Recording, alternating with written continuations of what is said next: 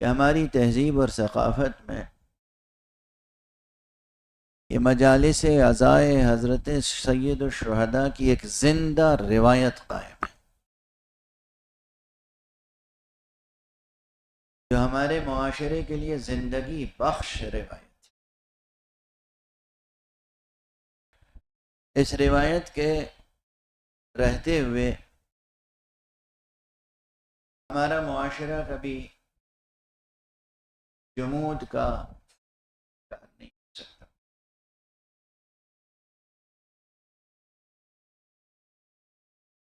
تحریک حسینی کی یہ روایت یہ بہت قیمتی ہے۔ یہ اور بات ہے کہ اس کو پورے شعور کے ساتھ پوری طور پر اس روایت سے استفادہ کرنا، فیض اٹھانا اور اس کے فیض کو تمام عالم انسانیت کے لیے عام کرنا، یہ ہمارے وظائف اور فرائض میں سے ہے۔ پروردگار ہمارے بزرگوں کو جزائے خیر عطا فرمائے، جنہوں نے یہ سلیقہ سکھایا، یہ طریقہ سکھایا، یہ سنت حسنہ قائم کی کہ ہم میں سے کوئی جدا ہو جائے، وفات پا جائے، شہید ہو جائے تو ہم فرش عزائے سید الشہداء اٹھائیں۔ ہم سے جدا ہونے والے ہمارے جیسے غیر معصوم ہوتے ہیں، لیکن کس قدر عظمت کی بات ہے کہ ہم غیر معصوم کے غم کو منانے کے لیے بھی تذکرہ معصوم کا کرتے ہیں۔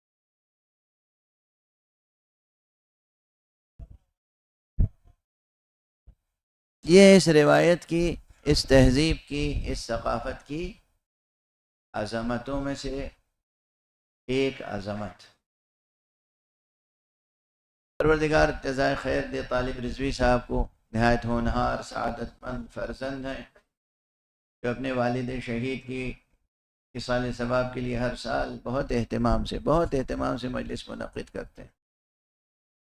پروردگار خیر دنیا اور خیر آخرت عطا فرمائے، کہ والد کے درجات بلند فرمائے۔ شہید کوئی بھی ہو، تخصیص تو نہیں ہے، اگر وہ شہید ہے تو وہ زندہ ہوتا ہے،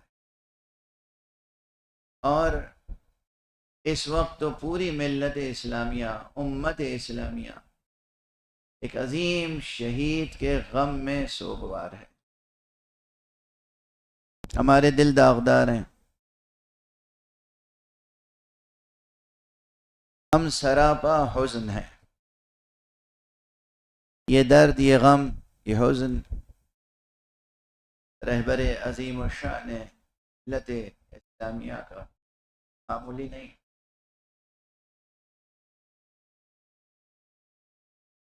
میری گزارش یہ ہے، جس طرح اس سید کے جد کے غم کو آپ نے زندہ رکھا ہوا ہے،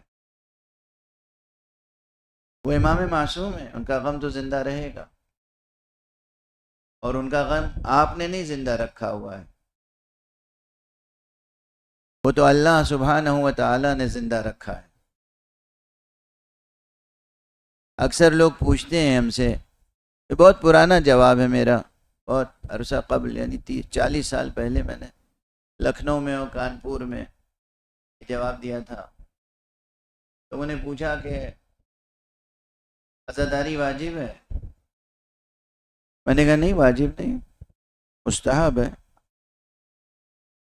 ہماری دینی، اسلامی، قرآنی، اہل بیت کی ثقافت و تہذیب کا حصہ ہے۔ واجب کیوں نہیں کہتے آپ؟ میں نے کہا واجب اس لیے نہیں کہتے کہ واجب آپ پہ کیا نہیں گیا ہے،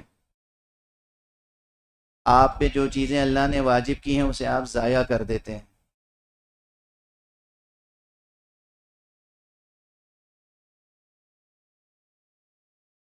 اللہ نے نماز واجب کی ہے، آپ کتنا نماز کا لحاظ کرتے ہیں؟ اللہ نے روزہ واجب کیا ہے، کتنا روزے کا اہتمام ہوتا ہے؟ اللہ نے زکوٰۃ واجب کی ہے، کتنی پابندی اور دیانت داری سے زکوٰۃ دیتے ہیں؟ اللہ نے حج واجب کیا ہے؟ کتنی توجہ سے حج کے لیے جاتے ہیں؟ ایسا ہوتا ہے کہ ادھر آپ مستطیع ہوئے اور فوراً حج پہ چلے گئے؟ کتنے بہانے تلاشتے ہیں اور تراشتے ہیں. میں نے بھی آج تلاشتے کہہ دیا، حالانکہ یہ لفظ فصیح نہیں ہے. کتنے بہانے تراشتے ہیں. بیٹی کی شادی ہو جائے تو حج پہ چلے جائیں گے، اور مکان بن جائے تو حج پہ چلے جائیں گے، اور یہ ہو جائے تو حج پہ چلے جائیں گے.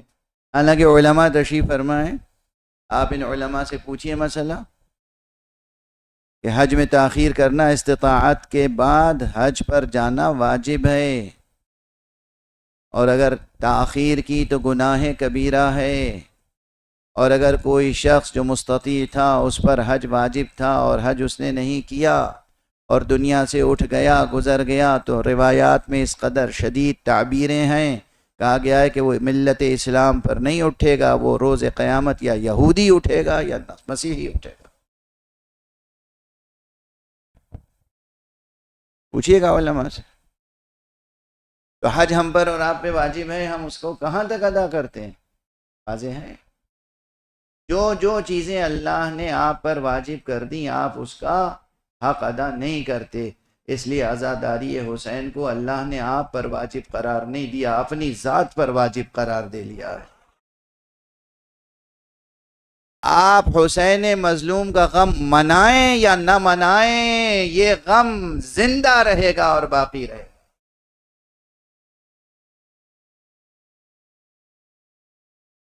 ہاں، اس غم کے سہارے سے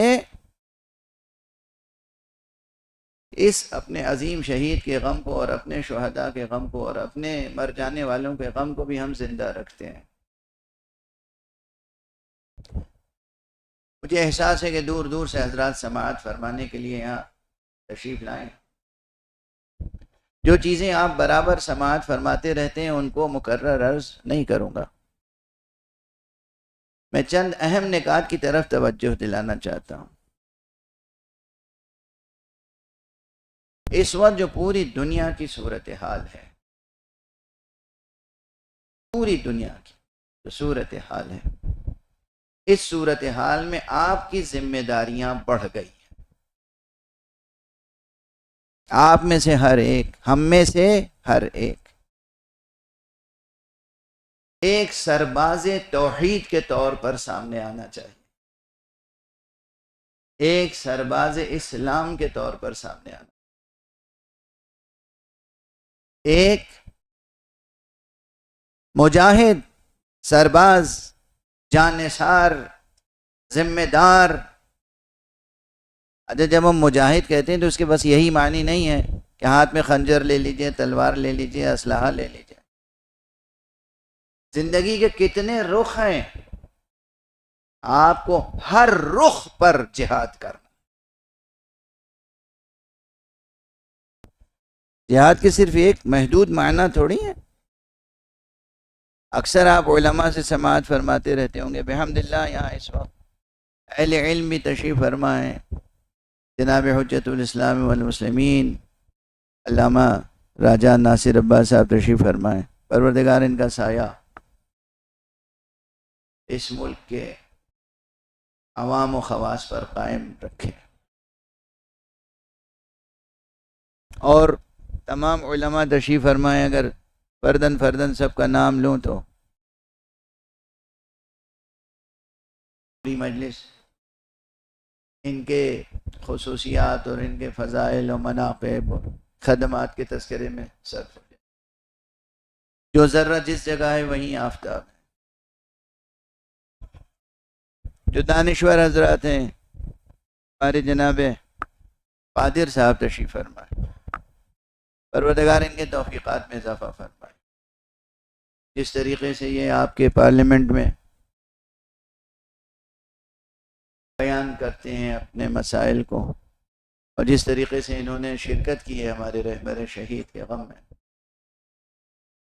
بلکہ آپ کی یہ مملکت، یہ اسلام آباد،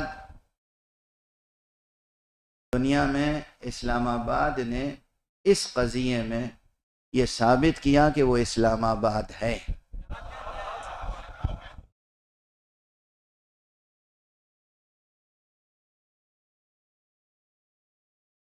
جس طریقے سے امن اور صلح جوئی کی کوششیں کی گئیں وہ قابل ستائش ہے، اس کے لیے دل سے دعائیں نکلتی ہیں۔ جس طریقے سے اس ملک نے غم میں شرکت کی قابل ستائش ہے۔ لیکن جو بات عرض کر رہا ہوں، آپ میں سے ہر ایک اس بات کو ذہن میں رکھیں، ان علماء سے استفادہ کریں، دانشوروں سے استفادہ کریں اور سمجھیں اس مسئلے کو کہ جہاد صرف اسلحہ لے کر جنگ کرنے کا نام نہیں ہے۔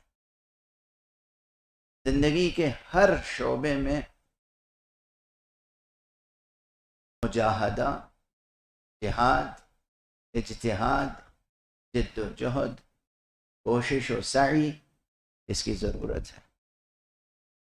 کبھی کبھی حالات ایسے سازگار ہوتے ہیں کہ اس میں کوشش برابر ہوتی ہے، اس وقت غفلت کا شکار نہیں ہو جانا چاہیے، اس وقت سستی نہ پیدا ہو جائے، اس وقت انسان میں سبک روی پیدا نہ ہو جائے، اس وقت انسان سے کوتاہی نہ ہو جائے۔ کبھی ہوتا ہے کہ حالات موافق نہیں ہیں، فضا سازگار نہیں ہے، اس وقت آپ کوششیں کیے جا رہے ہیں۔ کوشش تو ہمیشہ کرنا چاہیے، لیکن فراست ایمانی کے ساتھ، ذکاوت علمی کے ساتھ۔ جب موسم ہو کسی بیج کے بونے کا، اگر اسی وقت آپ وہ بیج بوئیں گے تو وہ شجر سایہ دار بنے گا، اور اگر آپ اس موسم میں وہ بیج نہیں بوئیں گے اور دوسرے موسم میں بوئیں گے تو پھر وہ بیج بھی ضائع ہو جائے۔ اس وقت آپ تمام حضرات خود تصدیق فرمائیں گے، ریئلائز کریں گے کہ پوری دنیا میں فضا ایسی ہے جو یہ سمجھنا چاہتی ہے کہ سچا اسلام کون سا اسلام ہے۔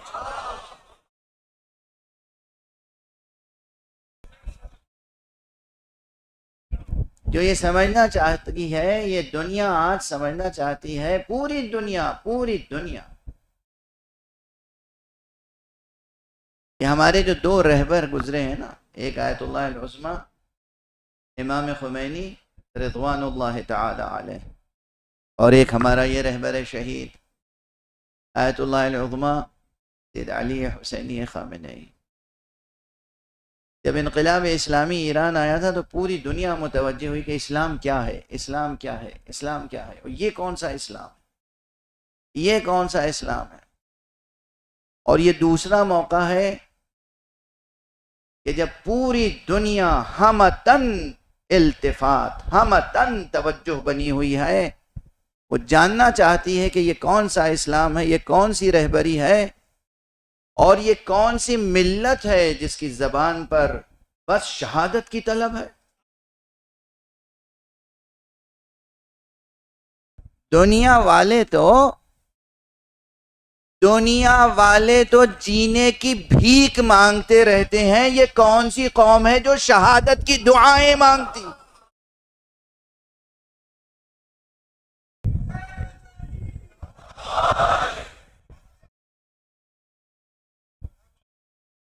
دنیا والے اس دنیا میں جینے کے لیے ترستے رہتے ہیں، جینے کے لیے مرتے رہتے ہیں، اور یہ کون سی قوم ہے جو اس زندگی سے بے پرواہ و بے نیاز؟ اعلان ہو جاتا ہے پہلے سے کہ ہم میزائل برسانے والے ہیں، بم برسانے والے ہیں، تو گھر چھوڑ کے میدان میں آ جاتے ہیں۔ یہ اور بات ہے کہ دشمن عیار ہے، مکار ہے، ذلیل ہے، خبیث ہے، نجس ہے، رجس ہے، دھوکہ دینا اس کی عادت ہے، وہ دھوکہ دے کے حملے کرتا ہے، خبر دے کے حملہ کر کے دیکھے۔ اور ہمارے یہاں دشمن تو یہ ہے تو یہ وقت خدا کی قسم وہ وقت ہے کہ جب آپ میں سے کسی ایک کے لیے روا نہیں ہے کہ ذرا سی بھی کوتاہی یا غفلت ہو. پہلے خود سمجھیں کہ صحیح اسلام کیا ہے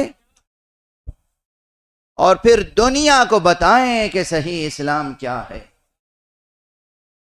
اور میں ادھر کئی جگہوں پر عرض کر چکا ہوں، مجھے یقین ہے یہاں بھی تمام مسالک کے حضرات تشریف فرما ہوں گے. ابھی میں نے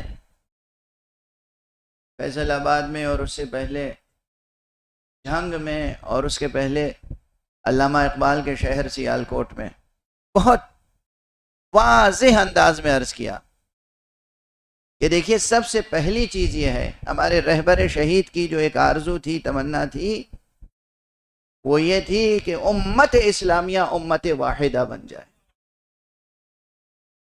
امت واحدہ، ایک امت. اس لیے میں نے دست ادب جوڑ کے عرض کیا ہے اور عرض کرتا رہوں گا، شیعوں سے بھی اور سنیوں سے بھی فرقہ وارانہ انداز میں سوچنا چھوڑ دیں. اور حضرت علامہ ناصر عباس صاحب کی موجودگی میں میں نے گزشتہ برس کربلا معلی میں یہ جملہ کہا تھا، اور اس وقت یہاں اس منبر سے کہہ رہا ہوں، شیعہ بھی کوئی فرقہ تھوڑی ہے. یہ غلط ریڈنگ ہے ہسٹری کی، یہ غلط ڈیفینیشن ہے، غلط پریزنٹیشن ہے، غلط ایکسپریشن ہے کہ آپ شیعہ کو ایک فرقے کے طور پہ پیش کریں. شیعہ فرقہ نہیں ہے، شیعہ ہونا وصف ہے.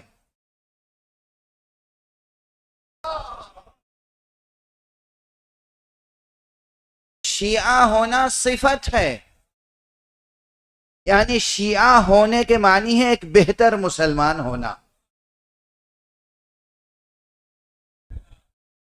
آج یہاں پہ جو رسماً غیر شیعہ سمجھے جاتے ہیں،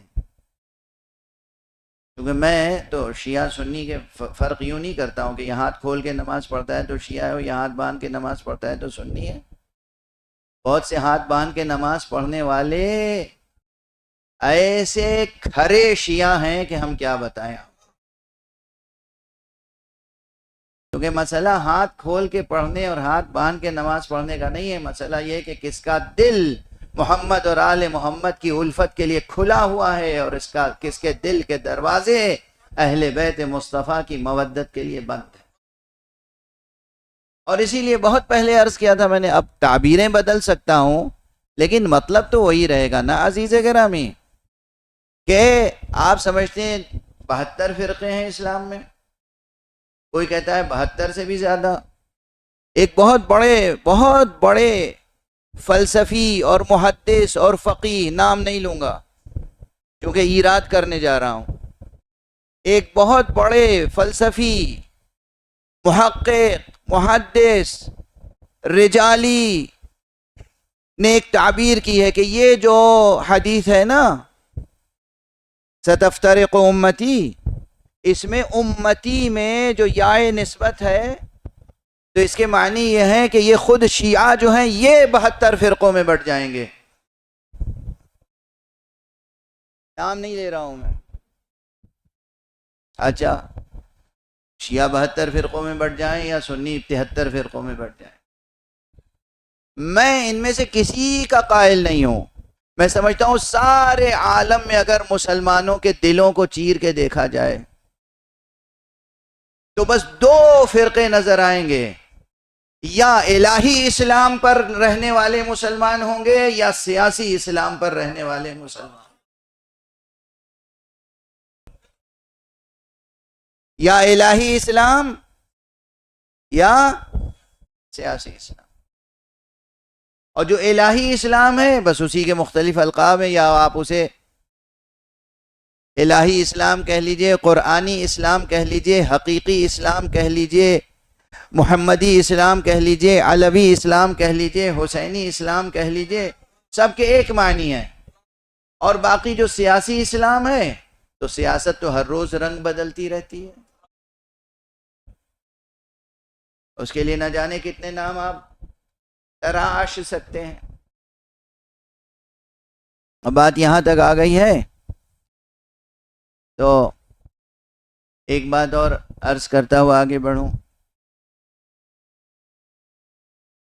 پہلے عرض کر چکا ہوں، مجھے اچھی طرح یاد ہے، عرض کر چکا ہوں، لیکن یاد دہانی کرا رہا ہوں. نئے سیاق و سباق میں، نئے عالمی منظر نامے میں یہ بات اور دلوں میں، دماغوں میں راسخ ہو جائے گی. فرق کیا ہے سیاسی اسلام اور الہی اسلام میں؟ ایک جملے میں فرق واضح ہو جاتا ہے. الہی اسلام یہ ہے جن لوگوں کے پاس الہی اسلام ہے، حقیقی اسلام ہے، محمدی اسلام ہے، وہ اسلام کو بچانے کے لیے خود کو قربان کر دیتے ہیں.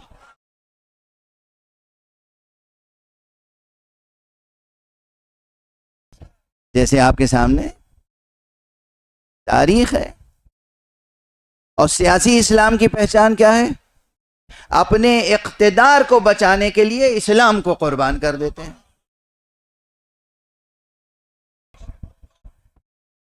کوئی شک ہے اس میں؟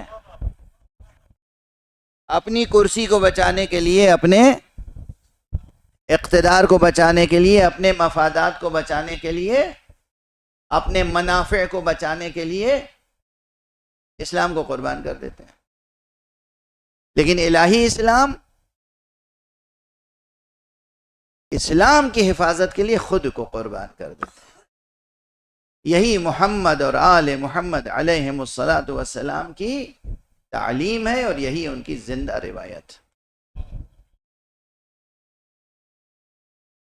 اب یہ جو آیت میں نے آپ حضرات کے سامنے تلاوت کی، اس کا بھی ذرا سا ربط قائم کر دوں.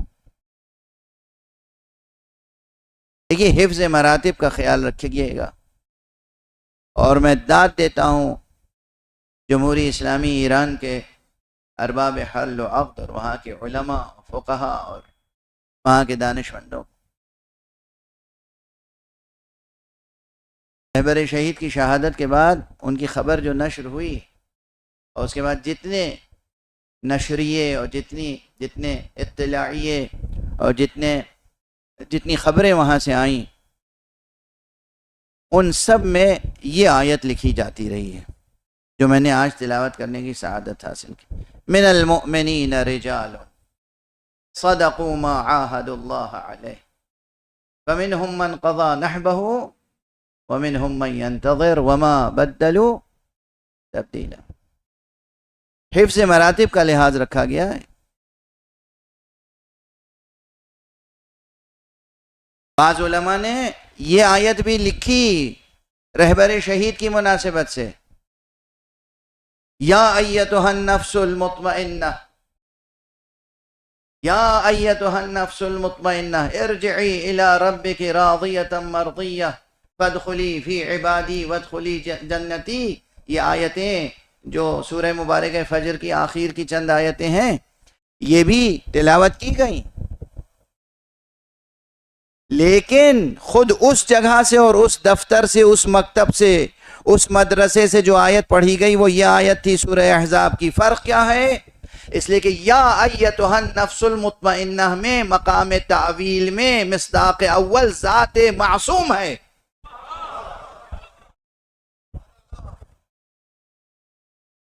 اس کے مصداق حسین ابن علی ہیں، اس کے مصداق امیر المؤمنین علی ابن ابی طالب ہیں، اس کے مصداق اول خود ذات گرامی محمد مصطفیٰ صلی اللہ علیہ وسلم.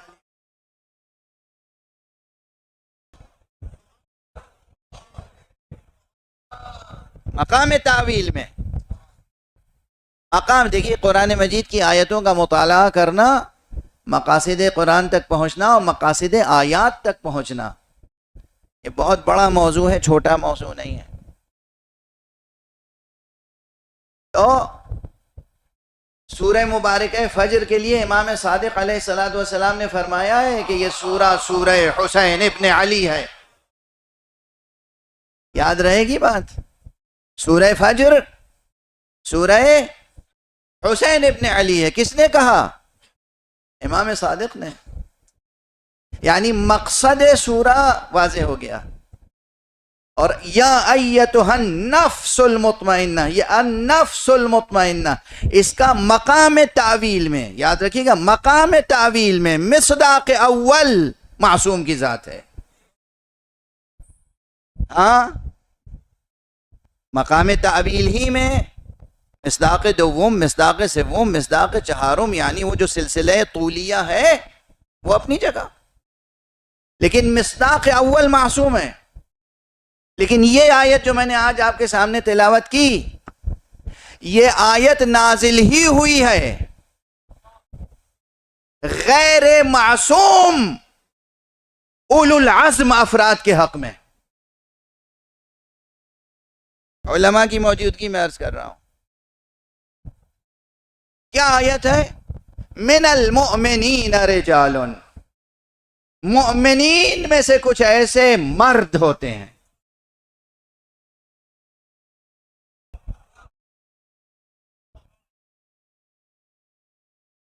دیکھیے آیات کا آہنگ تو دیکھیے، جہاں کہا گیا یا ایتھا النفس المطمئنہ، اس کے معنی ہے کہ کوئی ایک خاص ذات ہے، کوئی ایک نفس نفیس ہے، اس سے خطاب ہو رہا ہے.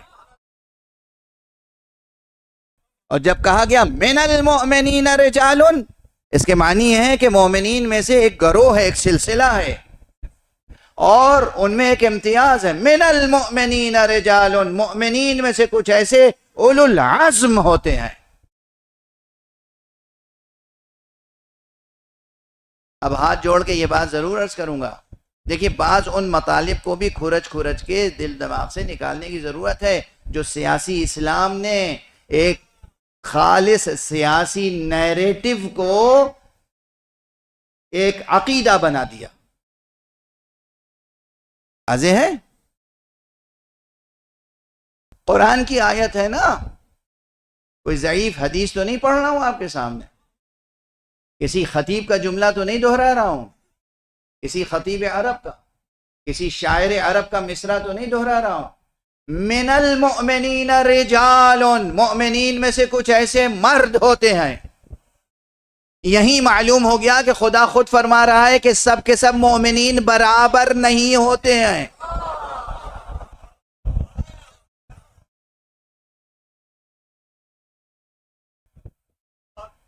سادہ سا مفہوم ہے نا، جو کوئی ہفت خان طے کرنے کی ضرورت ہے، کوئی بہت ہفت خان طے کرنے کی ضرورت ہے. من المؤمنین رجال، مؤمنین میں سے کچھ ایسے اولو العزم ہوتے ہیں. ہاں ظاہر ہے بہت سے لوگ کمزور ارادے کے ہوتے ہیں، ضعیف ارادے کے ہوتے ہیں، کچھ لوگ مضبوط ارادے کے ہوتے ہیں. سب برابر ہوتے ہیں کیا؟ یہ کہنا کہ سب برابر سب برابر سب برابر، یہ پولیٹیکل نیریٹو ہے، یہ مذہبی عقیدہ نہیں ہے، یہ قرآنی حقیقت نہیں ہے، یہ آسمانی حقیقت نہیں ہے، یہ وجودی حقیقت نہیں ہے. اس لیے کہ یہ بات تو میں بار بار عرض کر چکا ہوں، مثال دے چکا ہوں. وہ اللہ قادر مطلق ہے، اس کے ہاں تجلی میں تکرار نہیں ہے، اس نے کوئی دو چیزیں ایک جیسی پیدا نہیں کی، کوئی دو چیزیں ایک جیسی پیدا نہیں کی. پہلے بھی کہہ چکا، کئی بار یہ جملے میں عرض کر چکا ہوں کہ آپ کسی مرغزار میں چلے جائیں، کوئی دو پرے کاہ بالکل ایک جیسے نہیں ملیں گے. آپ کسی گلشن میں چلے جائیں، کوئی دو پھول بالکل ایک جیسے نہیں ملیں گے. آپ گلاب کی پنکھڑیوں کو دیکھیں، کوئی دو پنکھڑیاں ایک جیسی نہیں ملیں گی. آپ مخلوقات میں صحرا میں چلے جائیں، کوئی دو ذرے ایک جیسے نہیں ملیں گے. آپ انسانوں میں دیکھیں، انسانوں کی شکلیں ایک جیسی نہیں ملیں گی. آپ انسانوں کا آخر آزمائش کرتے ہیں تو یہ جو پورے ہیں انگلیوں کی، یہ ایک جیسی نہیں ہیں. یا آپ سب کا تجربہ ہے، یا آپ سب کا تجربہ ہے، واضح ہے. کوئی دو چیز ایک جیسی اللہ نے بنائی نہیں. ایک جیسی وہ بناتا ہے جس کی قدرت محدود ہو.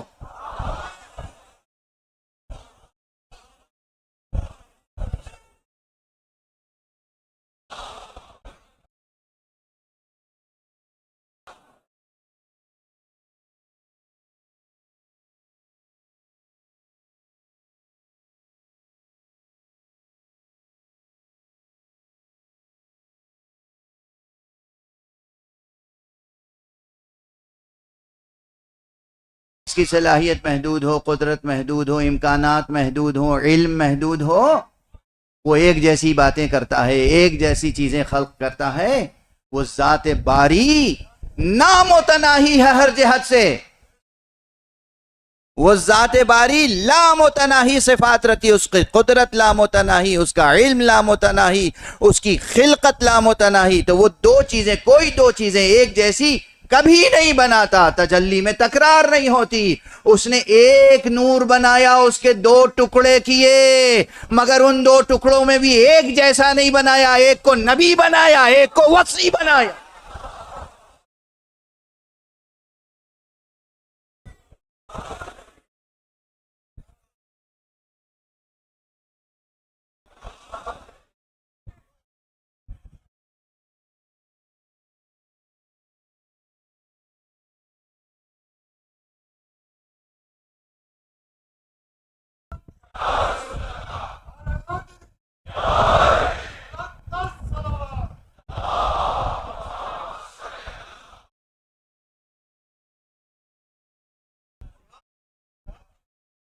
ایک نور بنایا، اس کے دو ٹکڑے جب کیے تو ان دونوں میں بھی امتیاز قائم کر دیا.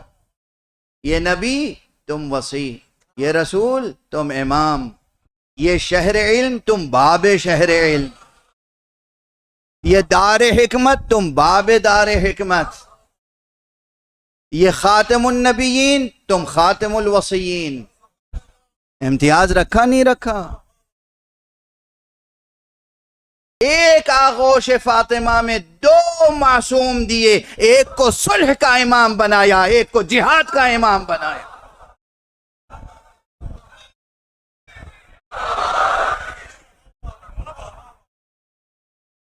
امتیازات رکھے نہیں رکھے؟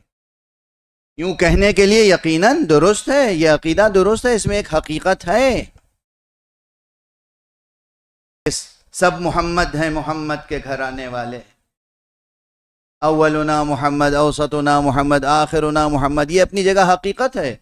محمد تو ہیں، مگر کوئی مصطفیٰ ہے، کوئی مرتضیٰ ہے، کوئی مجتبیٰ ہے، کوئی شہید کربلا ہے، کوئی زین العابدین ہے، کوئی کاظم، کوئی باقر، کوئی صادق. امتیازات ہیں یا نہیں ہیں؟ ہے نا؟ تو یہ جو سلوگن ہے نا، سب برابر، سب برابر، سب برابر، ایک سیاسی نظریہ ہے، پولیٹیکل نیریٹو. اس کا دین سے کوئی تعلق نہ قرآن سے تعلق. یہ قرآن کی آیت ہی تو پڑھ رہا ہوں آپ کے سامنے. من المؤمنین رجال، مؤمنین میں سے کچھ ایسے مرد ہوتے ہیں. اس کی نظیر کلام مصطفیٰ میں تلاش کیجئے، سرکار رسالت میں آپ کے کلام میں تلاش کیجئے. آسان ہے. آپ کے لیے کیا ہے؟ قابل اس کے کہ میں کچھ کہوں، آپ کے ذہنوں میں بات آ گئی ہوگی. کتنے لوگ تھے جو خیبر فتح کرنے کے لیے جنگ خیبر میں پیغمبر کے ساتھ آئے تھے؟ کیا سب برابر تھے؟ جاتے رہے اور آتے رہے، جاتے رہے اور آتے رہے، جاتے رہے اور آتے رہے. یہ ان پہ الزام دھرتے رہے، وہ ان پہ الزام دھرتے رہے، اور آخر میں خود پیغمبر نے اٹھ کے کہا، کیا کہا؟ لَأُعْطِيَنَّ الرَّائَةَ غَدًا رَجُلًا، کل میں علم اسے دوں گا جو مرد ہوگا.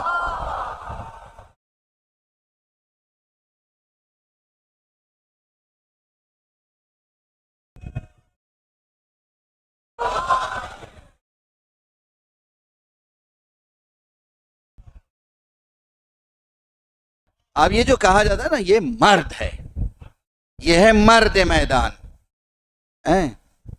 جیسے میں قادر صاحب کو کہہ دوں کہ یہ ہے مرد میدان سیاست، جیسے میں علامہ ناصر عباس صاحب کو کہہ دوں یہ ہے مرد میدان فقاہت.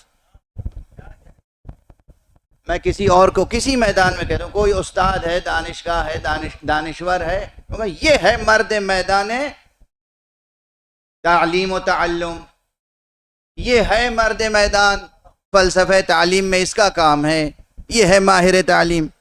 اس کے معنی یہ تھوڑی ہے کہ اور کوئی ہے نہیں، ہیں مگر اس کے برابر نہیں ہے. یہ کہنا کہ سب برابر ہیں یہ نہ دینی نظریہ ہے، نہ قرآنی نظریہ ہے، نہ فطری نظریہ ہے، نہ عقلی نظریہ ہے.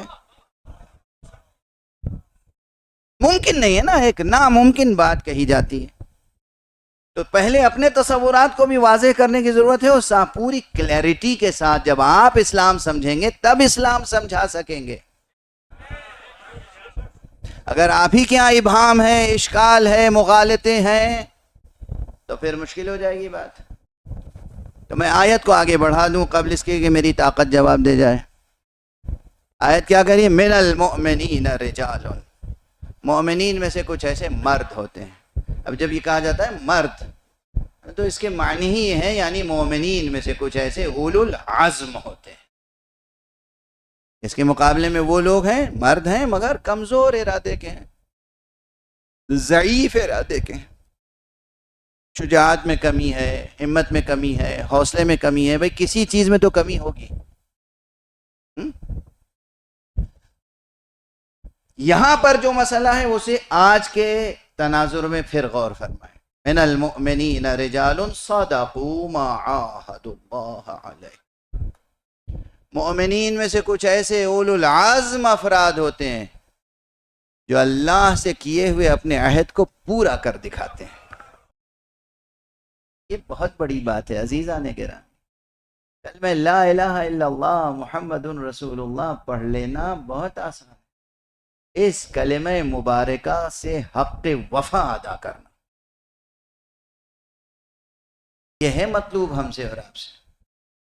کلمہ لا الہ الا اللہ کی وفاداری، توحید حق صمدی سے باوفا رہنا اور آخری سانس تک رہنا. اس آیت کے ضمن میں مطالب تو بہت ہیں اور شرح طلب ہیں، بلکہ قصہ طلب ہیں، تاریخ وابستہ ہے اس سے. سب سے پہلے یہ آیت نازل ہوئی تھی جنگ احد میں، جنگ احد کے بعد. آیت جو نازل ہوئی تھی وہیں دیکھ لیجئے، تمام مسلمانوں کی کتابوں میں ہے یہ بات. جنگ احد ہو رہی ہے، جس کے لیے میں بارہا نہ جانے کتنی بار یہ جملہ عرض کر چکا ہوں. جنگ احد وہ تاریخ اسلام کی وہ جنگ جو رسول کی جیتی ہوئی جنگ مسلمانوں نے اپنی نافرمانی کے سبب ہاری تھی. مسلمانوں نے رسول کی جیتی ہوئی جنگ، خدا کی قسم جیتی ہوئی جنگ، مسلمانوں نے اپنی نافرمانی کی بنا پہ ہار گئے اور نقصان اٹھایا. اس جنگ میں، حالت جنگ میں کسی نے نعرہ بلند کر دیا، کسی شیطان نے،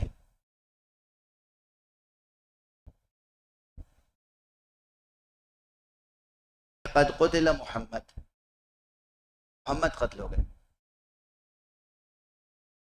مسند احمد ابن حنبل کی روایتیں جا کے دیکھیے گا کہ کس نے یہ نعرہ بلند کیا تھا اور کس نے گواہی دی کہ کس نے بلند کیا تھا. اب میں نہیں روایتیں پڑھتا، یہ ہوم ورک آپ کر لیجئے گا، ایک صلوات پڑھ لیجئے محمد والا.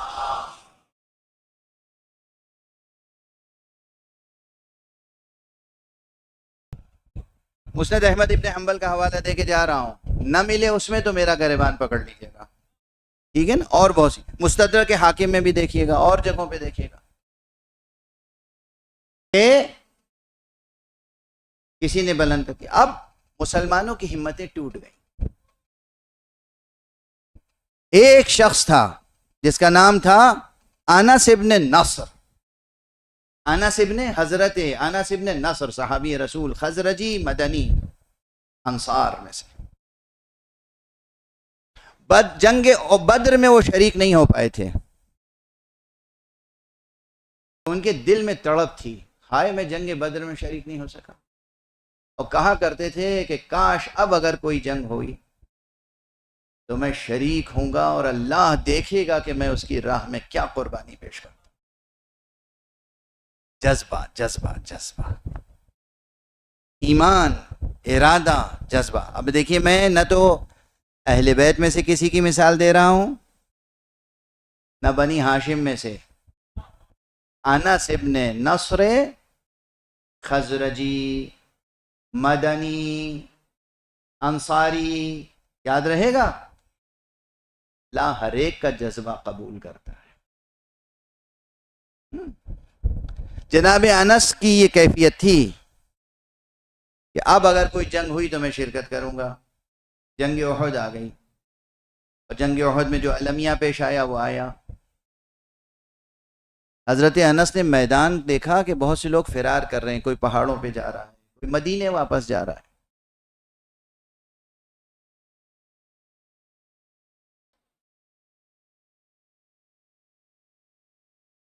جناب انس کے دو فقرے ہیں۔ جناب انس نے یہ تمام تاریخوں میں ہے، مستند تاریخوں، جو لوگ بھاگ رہے تھے اور جو لوگ رسول سے بے وفائی کر رہے تھے، جو کہہ رہے تھے کہ محمد قتل ہو گئے، اب تم اپنے پہلے دین کی طرف پلٹ جاؤ، انس نے میدان میں کھڑے ہو کے ہاتھ اٹھایا، کہ اللہم انی اعتذر من ہؤلاء، اللہم انی اعتذر لہؤلاء واتبرأ من ہؤلاء، پروردگار میں ان کے لیے تیری بارگاہ میں معذرت چاہتا ہوں اور ان سے تیری بارگاہ میں تبرہ کرتا ہوں۔ اللہم انی اعتذر لہؤلاء، یہ جو بھاگ رہے ہیں لیکن کافر نہیں ہوئے، دین نہیں چھوڑا، ایمان نہیں چھوڑا، یہ بھاگ رہے ہیں اپنی جانیں بچانے کے لیے، اپنے کوئی مدینے جا رہا ہے اپنے گھر، یا کوئی پہاڑوں پہ جا رہا ہے۔ اللہم انی اعتذر لہؤلاء واتبرأ من ہؤلاء، اور یہ جو کہہ رہے ہیں کہ اپنے پچھلے دین کی طرف واپس ہو جاؤ، بت پرستی کی طرف واپس ہو جاؤ، ان سے میں تبرہ کرتا ہوں، برات کرتا ہوں۔ اور اس کے بعد آستینے الٹ کے تلوار لے کر ٹوٹ پڑے دشمن پر۔ دیکھا سامنے حضرت سعد ابن معاذ ہیں، کوئی اور نہیں، سعد ابن معاذ، سعد ابن معاذ، سعد ابن معاذ، سر جھکائے زمین پر بیٹھے ہوئے ہیں، سر جھکائے زمین پر بیٹھے ہوئے ہیں۔ انس ان کے قریب سے گزرے، ہیں سعد کیا ہو گیا ہے؟ کہا محمد قتل ہو گئے۔ کہا محمد قتل ہو گئے تو تم جی کے کیا کرو گے؟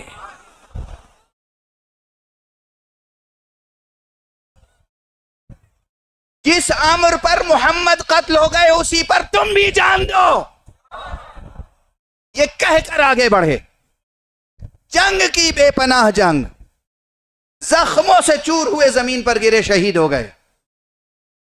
اور اس کے بعد جب پیغمبر تک خبر پہنچی تو پیغمبر نے ایک مرتبہ آسمان کی طرف دیکھا، وہاں سے جبرائیل آئی آیت لے کر، من المؤمنین رجال صدقوا ما عاہدوا اللہ علیہ فمنہم من قضى نحبہ ومنہم من ينتظر۔ مومنین میں سے کچھ ایسے جواں مرد ہوتے ہیں، اولو العزم ہوتے ہیں، جو عہد کرتے ہیں پروردگار سے، جو نظر کرتے ہیں پروردگار سے، اسے پورا کر کے دکھاتے ہیں۔ کچھ ہیں جو گزر گئے، کچھ ہیں جو انتظار کر رہے ہیں۔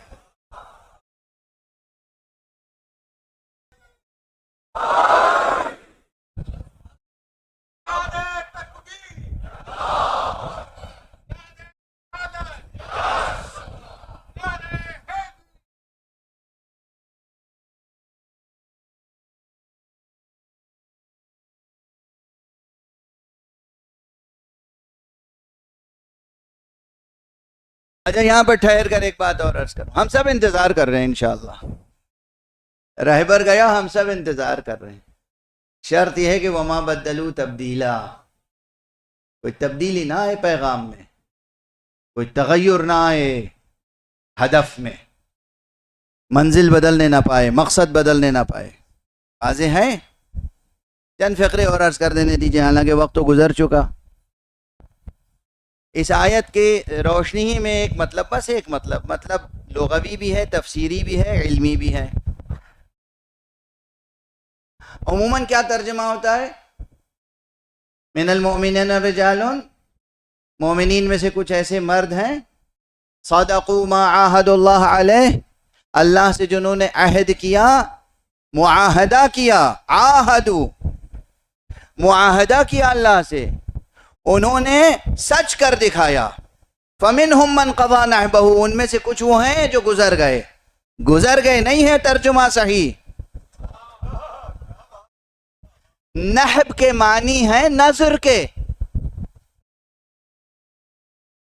نحب کے اصل معنی ہے نظر کے، لغوی معنی، اصل معنی، اولین معنی. نحب یعنی نظر. فمنہم من قضا نحبہ، تو ان میں سے کچھ وہ ہیں جنہوں نے اپنی نظر پوری کی، لیکن چونکہ نظر ہی کی تھی جان، تو اس کے بعد سے یہ کنایا ہو گیا مرنے کے لیے. یعنی قضا نحبہ کنایا ہے دراصل موت کے لیے، نہ کہ لغوی معنی ہے اس کے، حقیقی معنی نہیں ہے. بعد میں یہ معنی پیدا ہو گئے تو اب سب ترجمہ کرتے ہیں کہ جناب والا جان دے دی.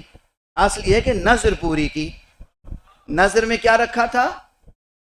نظر جان.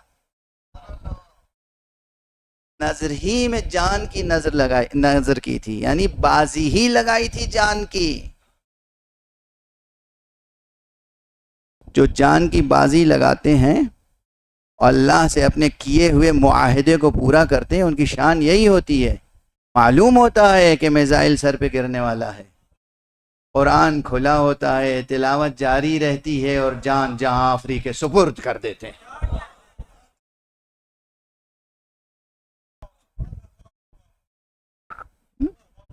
جان نظر کرنے کے معنی ہے.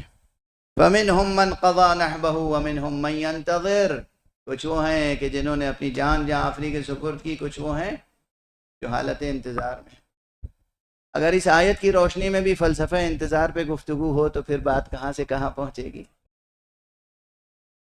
واضح ہے؟ قرآن کی روشنی میں فلسفہ انتظار پہ جب بھی بات ہوگی تو یہ آیت پیش نظر رہنی چاہیے یا نہیں؟ سب منتظرین ہیں نا یہاں پر. ہم امام منتظر کے منتظر ہیں، کچھ لوگ براہ راست قیامت کے منتظر ہیں سب حالت انتظار میں. بس ایک بات ہے دست ادب جوڑ کے عرض کر دوں، ارے قیامت کے منتظر تو سب ہیں، قیامت سے پہلے قیامت میں سہارا دینے والے کا بھی انتظار کر لیجئے. فائدہ ہی ہوگا، فائدہ ہی ہوگا. جو قیامت میں آپ کا ساتھ دے سکے، قیامت میں آپ کو آپ کی شفاعت کر سکے، اس کا بھی انتظار کیجئے نا، توجہ کے ساتھ، شعور کے ساتھ. اصل بات ہے استحکام، اصل بات ہے ثبات، ثابت قدم رہنا. کہ جو اللہ سے معاہدہ ہوا ہے، عہد ہوا ہے، پیمان ہوا ہے. کون سا عہد پیمان ہوا ہے؟ آپ کہ ہم نے تو کچھ نہیں کیا، کلمہ تو پڑھا ہے نا. یہ کلمہ معاہدہ ہی تو ہے. لا الہ الا اللہ جو کہا ہے، اس کے کیا معنی ہے؟ یعنی اے پروردگار، تیرے علاوہ ہم کسی کے آگے سر نہیں جھکائیں گے. یہ معاہدہ ہی تو ہے. جب کہا اشہد ان محمد رسول اللہ، تو یہ بھی تو ایک معاہدہ ہی تو ہے، دین ہے، ایمان ہے، یقین ہے کہ اے محمد، اے فرزند عبداللہ، اے در یتیم آمنہ، ہم آپ کے علاوہ اور کسی نبی کی بات پر ایمان نہیں لائیں گے. یعنی کسی جھوٹے نبی کی. جو انبیاء ہیں وہ اپنی جگہ، آدم تا عیسیٰ علیہم السلام. ایسے ہو رہی ہے باتیں.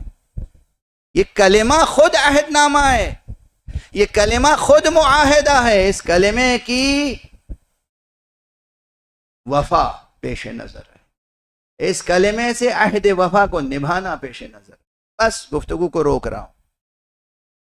یہ جو آیت کریمہ ہے نا، من المؤمنین رجال، یاد رکھیے گا. دو انس کا بس تذکرہ کرنا چاہتا ہوں. ایک انس کا تذکرہ کر دیا، ایک انس کا تذکرہ آپ کر دیتا ہوں. ایک انس ابن نصر خزرجی انصاری مدنی جنگ احد میں شہید ہوئے. دوسرے انس ابن حارث کاہل اسدی جو کربلا میں شہید ہوئے.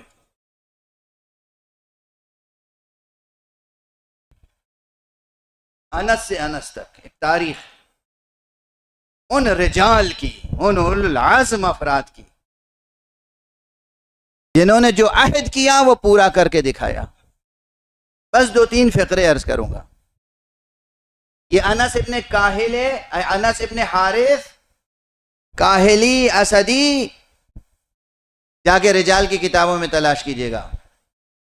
استیعاب، اصابہ،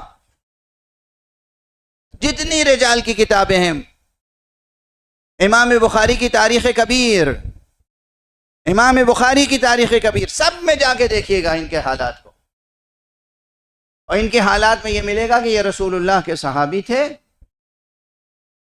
رسول اللہ کی زبان مبارک سے انس ابن حارث اسدی نے خود یہ جملہ سنا تھا کہ دیکھو یہ حسین ہے، اسے پہچان لو۔ سرزمین کربلا پر میرا بیٹا حسین مظلومانہ شہید کیا جائے گا۔ فرمایا تم میں سے جو ہو اس وقت موجود وہ میرے بیٹے کی نصرت کرے۔ یہ حدیث ثابت ہے، یہ حدیث ثابت ہے، تمام کتابوں میں جا کے دیکھیں۔ توجہ فرمائیے، آج جو لوگ یزید کی وکالت کرتے ہیں، آج جو لوگ نعوذ باللہ خاکم بدہن آقا حسین کے قیام کا تخطئہ کرتے ہیں، امام حسین نے غلط قدم اٹھایا تھا، امام حسین کو ریاست کے خلاف قیام نہیں کرنا چاہیے تھا، امام حسین نعوذ باللہ صد نعوذ باللہ باغی تھے، وہ چارہ ہی نہیں تھا قتل کرنے کے سوا۔ بہت زیادہ نرم گوشہ دکھاتے ہیں تو فرماتے ہیں کہ ہاں حسین آ رہے تھے کربلا تو ان کو گرفتار کر لینا چاہیے تھا، خانہ قید کر لینا چاہیے تھا۔ کیا دانشوری ہے یہ؟ دانشوری نہیں ہے، یہ سینہ دانش کا ناسور ہے۔ جوانوں پہچانو، پہچانو کون کیا ہے، پہچانو۔ یہ رسول کی حدیث ہے جو انس نقل کرتے ہیں اور تمام کبار محدثین نے نقل کی کہ یہ میرا حسین سرزمین کربلا پہ قتل کیا جائے گا، تم میں سے جو اس وقت موجود ہو وہ اس کی نصرت کرے۔ نعوذ باللہ اگر حسین کا اقدام غلط ہوتا تو رسول نصرت کرنے کے لیے کہتے، رسول نصرت کرنے کے لیے کہتے۔ انس نے یہ حدیث یاد رکھی اور کربلا پہنچ گئے۔ کربلا جب پہنچے تو معلوم ہے کربلا کے اس شہید کی شان کیا تھی۔ عمر بہت ہو چکی تھی، کمر یوں جھک گئی تھی، یہ بھویں، یہ پپوٹے لٹک کے آنکھوں پر آ گئے تھے، عام طور پہ دیکھ نہیں سکتے تھے۔ ساتھ میں شمشیر تھی، نیزہ تھا، رومال تھا۔ آئے اصحاب حسین کے پاس، مجھے پہچانتے ہو؟ میں رسول کا صحابی انس ہوں۔ یقیناً سب احترام کے لیے کھڑے ہو گئے ہوگے۔ دیکھو یہ نیزہ ہے نا، یہ نیزہ میری کمر اور پشت سے لے کے باندھ دو تاکہ میں سیدھا کھڑا ہو سکا۔ یہ رومال لو، یہ میرے پپوٹے، یہ بھویں اوپر اٹھا کے یہاں باندھ دو تاکہ میں دیکھ سکوں۔ اس کے بعد شمشیر ہاتھ میں لی اور آقا امام حسین کے پاس آئے۔ السلام علیکہ یا ابن رسول اللہ، فرزند رسول آپ پر سلام۔ السلام علیکہ یا ابا عبداللہ، ابو عبداللہ آپ پر سلام۔ ابو عبداللہ آپ مجھے پہچانے، میں آپ کے نانا کا صحابی انس ہوں۔ امام حسین کی آنکھوں سے آنسو برسنے لگے۔ انس میں کیا دیکھ رہا ہوں؟ یہ کس شان سے تم مرنے کے لیے جا رہے ہو؟ کہ آپ کچھ کہیے نہیں، بس اجازت دے دیجیے۔ وہ انس ابن نصر احد کا شہید، اور یہ انس ابن حارث کاہلی اسدی کربلا کا شہید، رسول کا بوڑھا صحابی، بعض روایتوں کے مطابق یہ حبیب ابن مظاہر سے بھی زیادہ سن و سال میں تھے۔ جنگ کی، اور مورخین لکھتے ہیں بے پناہ جنگ کی، اس لیے کہ سن و سال کے گزر جانے سے جمع مردی کم نہیں ہوتی، شجاعت کم نہیں ہوتی۔ بے پناہ جنگ کی، کئی ظالموں کو تحت کیا، اور ادھر سے منادی آئی تم جانتے نہیں ہو کہ یہ کون ہے؟ یہ انس ابن حارث کاہلی اسدی ہے۔ ارے جس کے دل میں عشق محمد و آل محمد ہو اس کی شجاعت بے کرراں ہوتی ہے۔ یہ ایسے دنیا سے نہیں جائے گا۔ حلقہ کر لو، گھیر لو، چاروں طرف سے گھیرا گیا، ہر طرف سے نیزے اور شمشیریں برسائی گئیں۔ انس ابن حارث کاہلی زمین پر آتے آتے پھر کہا ایک مرتبہ، السلام علیکہ یا رسول اللہ، السلام علیکہ یا ابن رسول اللہ۔ اے حسین گواہی دے دیجئے گا کہ میں نے حق وفا ادا کیا۔